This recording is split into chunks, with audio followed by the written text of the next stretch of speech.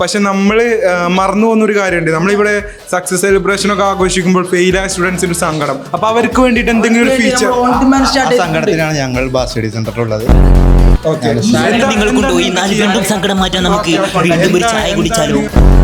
എന്താ നിങ്ങൾക്ക് ചെയ്യാൻ പറ്റുക ഫെയിൽ ആയ സ്റ്റുഡൻസിന് വേണ്ടി? ഞങ്ങൾക്ക് ഒരുപാട് കാര്യം ചെയ്യാൻ പറ്റൂലേ. പലതും ചെയ്യാം. ഇവിടെ എന്താ ചെയ്യല്? ഓൺ ഡിമാൻഡ് സ്റ്റാർട്ട് ചെയ്തിട്ടുണ്ട്. അപ്പൊ അതിൽ അഡ്മിഷൻ എടുത്താൽ ഈസി ആയിട്ട് ജയിക്കാം. വെറും 1 month കൊണ്ട് ഇങ്ങനെയാണ് പല ഇൻസ്റ്റിറ്റ്യൂട്ടുകളും നിങ്ങളോട് പറയാം. പക്ഷെ നമ്മുടെ ഇൻസ്റ്റിറ്റ്യൂട്ടിൽ ഇങ്ങനെയല്ല. നമ്മുടെ ഇൻസ്റ്റിറ്റ്യൂട്ടിൽ കൃത്യമായി രജിസ്ട്രേഷൻ ചെയ്യുന്നുണ്ട്. മണ്ണക്കട പോയതല്ലേ. നമുക്ക് സീരിയസ് ആയിട്ട് സാറിനോട് ചോദിച്ചോക്കാം. സാറേ ഞാൻ ഒരു കാര്യം ചോദിക്കട്ടെ. അതായത് ഇപ്പം നമ്മൾ സക്സസ് സെലിബ്രേഷനൊക്കെ ആഘോഷിച്ചു വിജയിച്ച കുട്ടികൾക്കൊക്കെ വേണ്ടിയിട്ട് അവർക്ക് സന്തോഷമാണ്. പക്ഷേ ഫെയിൽ ആയ സ്റ്റുഡൻസ് ഫെയിൽ ആവണില്ലല്ലോ. അടുത്ത മാസം ജയിക്കല്ലേ. അതെങ്ങനെ? അത് ഓൺ ഡിമാൻഡ്. ജൂലൈയിൽ ഓൺ ഡിമാൻഡ് തുടങ്ങാണ്.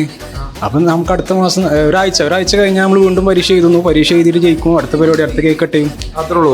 ഇതാണ് ഒരു പോയിന്റ്. സ്ക്രിപ്റ്റഡ് അല്ലാട്ടോ ഇത്.